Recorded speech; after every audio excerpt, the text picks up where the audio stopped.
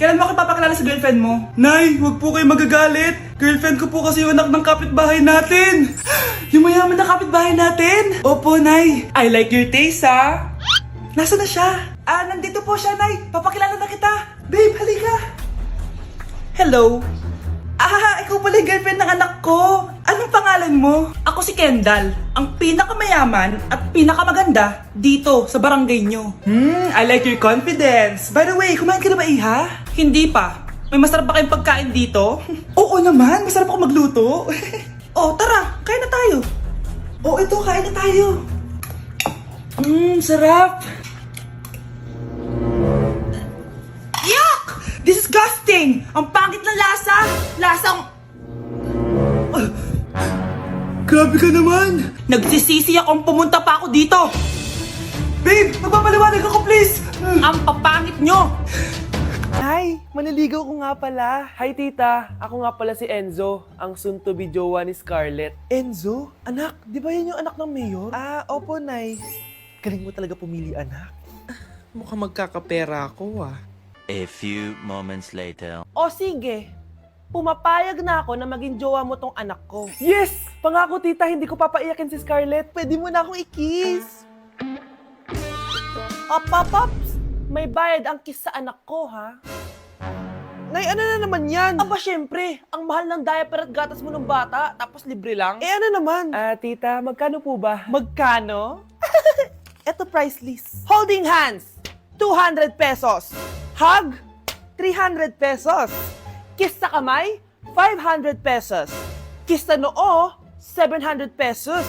Kiss sa lips, 1,000 pesos. At kung makikipag-date kayo sa isa't isa, 3,000 pesos at dapat sagot mo yung bill, ha? 3 hours lang yun. Kung mag-extend ka, pwede naman magbayad ng additional. At bawal tumawad.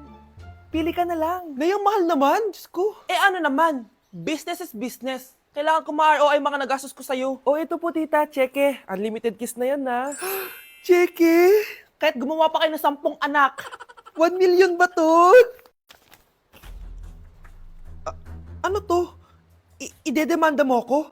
Ano ba ginawa ko sa'yo? Oo, ipapademanda kita. Gagawin mo pa akong business mo, ha? Wala ka namang business permit. Tsaka ang mahal naman ng mga presyo mo. Di naman gano'ng kaganda tong anak mo.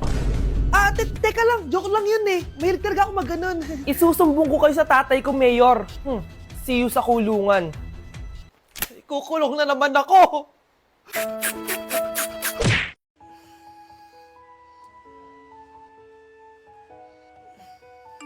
Good morning, love. Kain ka na. See you later. I love you. Kakilig naman. Love, kainin mo na to. Ayoko nga niyan, love. Airplane, nga. Para naman bata eh.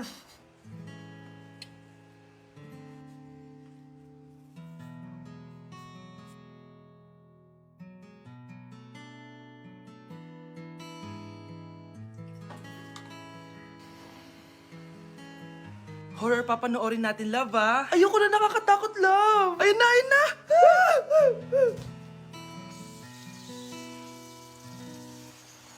Wow, sipag mo, love, ah. Siyempre naman, ako pa. Eto. Nakakainis, pinasama ko. Akin na nga yan. Aba, gumaganti ka, ah. Halika dito. Scarlett? Miguel? Kamusta ka na? Eto, tinupad ko yung pangako ko sa'yo na aalagaan ko pa rin yung sarili ko kahit break na tayo. Buti naman. Gusto mo pumasok? Hindi na. Actually, papunta nga ako sa bahay ng girlfriend ko. May surprise ako sa kanya. May girlfriend ka na? Congrats. Happy for you. Sige na, Scarlett. Una na ako. But then you gone and all so far away. Samahan niyo ako magpaligo kay Ravi. Tara, calm down, calm down. Ravi, say hi. Ayun, So, alam niya na yung spot niya kung saan siya maliligo. Binabasa ko muna siya para kapag sinampo ko siya, mabula na. Kami, Roy. Ayun, ganyan lang siya. Like that. So guys, si Ravi lang yung dog na nagstay sa amin kasi yung previous namin dogs, yung isa poodle and then yung isa yung shih tzu. Parang 3 months pa lang sila, tapos parang nagkasakit ata ng parvo. And then yun, nawala. So natrauma na ako sa mga small dogs.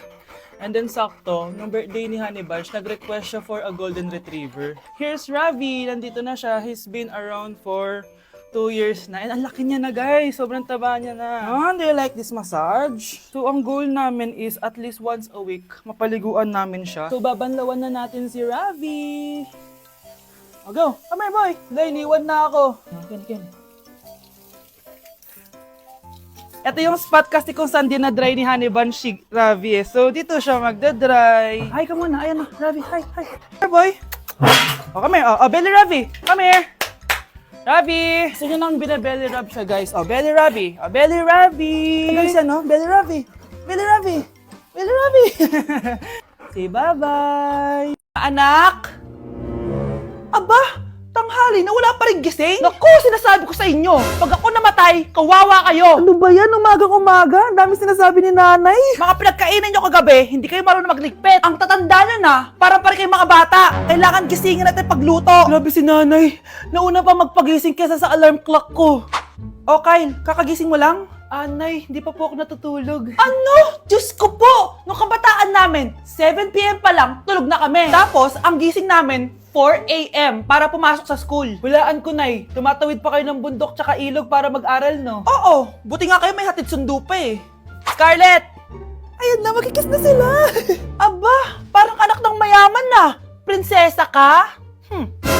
Nay naman eh, ang init-init eh. Hindi ako nagtatain ng pera, Scarlett ha? Nagtitipid ako ng kuryente, kaya matuto kayo magtipid. Kaya gamitin niyo tong 2-in-1 Stand and Desk Fan from Tough Mama. Diba ang aesthetic? Meron tong 4-speed control, kaya sobrang lakas nito.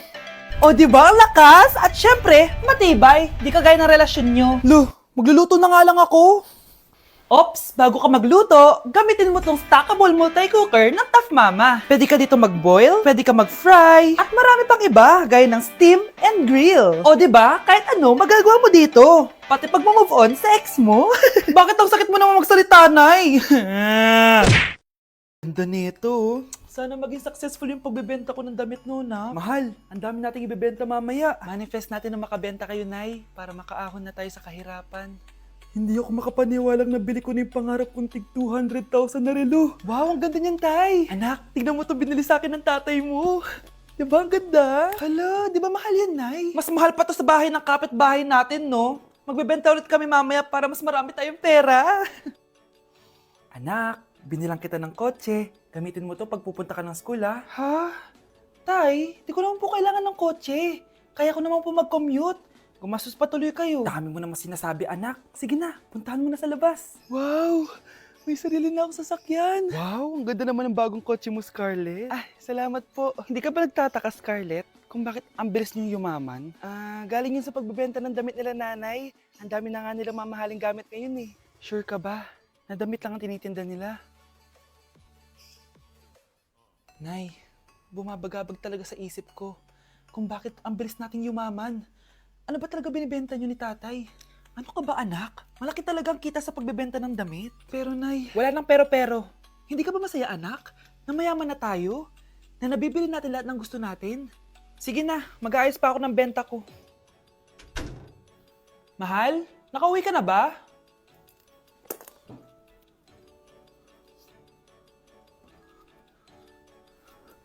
Ano ba talagang laman nito? Nagbebenta sila ng laman loob ng tao. Wow, sobrang ganda, mahal. Buti naman nagustuhan mo, mahal. Nga pala, kinuha ko na yung laman loob ng kapitbahay natin. Si Rosa? Malaking pera na naman to. Mahal, hindi dapat malaman ni Scarlett to, ha? Ano yun? Nasaan yung ledger? Nandito lang yung kanina. Ba't mo winala yung ledger, mahal?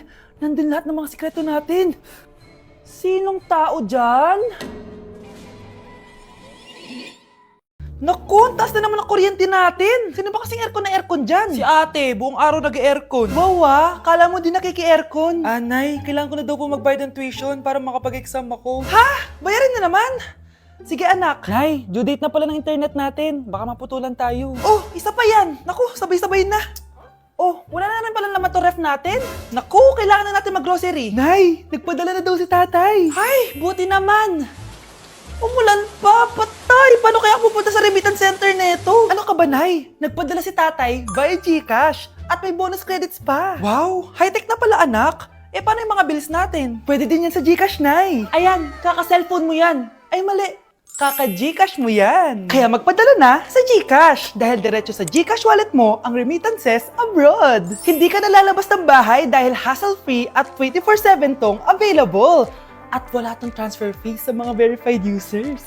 Just open your GCash app and go to your GCash wallet. Itap nyo lang yung cash in at go to global banks and partners. Hanapin mo lang kung saan remittance partner siya nagpadala. I-enter mo lang yung mga kailangan na details at makukuha mo na agad yung pera, o diba? Grabe anak, ang bilis na pala ngayon. O diba, Nay? Kaya mo? I-GCash mo! Iba na talaga ngayon, no? Nung panahon namin, ang layo pa ng pinupuntahan namin para makapagpadala. Hulaan ko, Nay, tumatawid pa kayo ng bundok at ilog, no?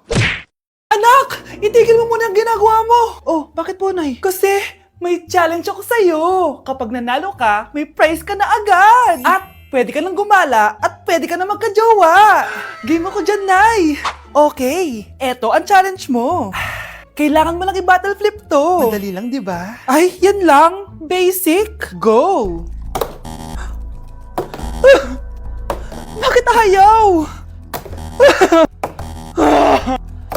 Hala, ang hirap naman neto. Akala ko madali lang manalo. Hindi naman talaga mahirap manalo, anak. Lalo na kung sasali ka sa weekly Lucky Draw promo ng Mogu. Sumali na for a chance to win exciting prizes. Up for grabs every week is an iPhone 16 Pro Max 256GB, along with other rotating prizes such as Samsung TVs, iPads, GCash, and more! All you have to do is scan the QR code on your Mogu bottle and enter the 10-digit code found under the cap to earn points and join the draw. Kaya the more you collect, the better your chances of winning. Ang dali lang pala, Nay. Favorite ko pa naman tong Mogu. For sure, marami akong makokolek. Tama ka, anak! All registered users can join! And you can use your points to submit entries for the weekly Lucky Draw. Imagine, umiinom ka lang ng Mogu tapos may chance ka pang manalo ng big prizes. Naku, Nay! Excited na ako manalo!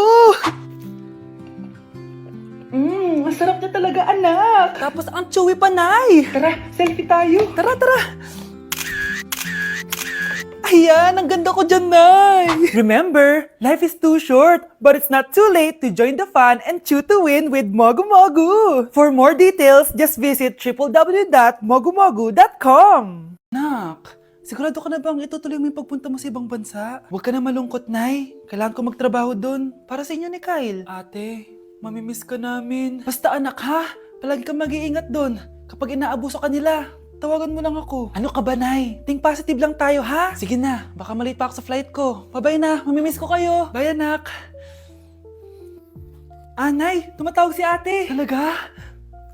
Hello, anak. Kamusta ka na? Nay, nakuha ko na sweldo ko. Nagpadala pala ako sa inyo, ha? Kumain kayo sa labas. Salamat sa binigay mo, anak, ha? Okay ka lang ba? Kapag may problema ka, tumawag ka lang, ha? Opo, Nay. Mababait yung mga amo ko. Huwag ka mag-alala. Nay, may pinadala si ate, oh. Nakamaleta pa. Surprise, Nay! Mga damit at sapatos yan para sa inyo. Siyempre, may chocolate din. Naku, anak, nag-abala ka pa. Pero salamat, ha? Sana inipon mo na lang yung pinanggas mo dito. Okay lang, Nay. Tinaasan nga nila yung sweldo ko kasi magaling daw ako maglinis ng bahay. Sige, anak. Galingan mo palalo, ha? Wow, ang daming laman! Bakit di sumasagot si Scarlett? Baka busy. Anak, tumawag na ba ate mo? Ilang araw na siyang di tumatawag ah. Nay, may tumatawag. Ay, salamat sa Diyos, tumawag na. Hello anak. Nay, may pinadala ulit sa ate. Ang bigat. Ano? Anong nawawala? Ano kaya naman nito? Hello?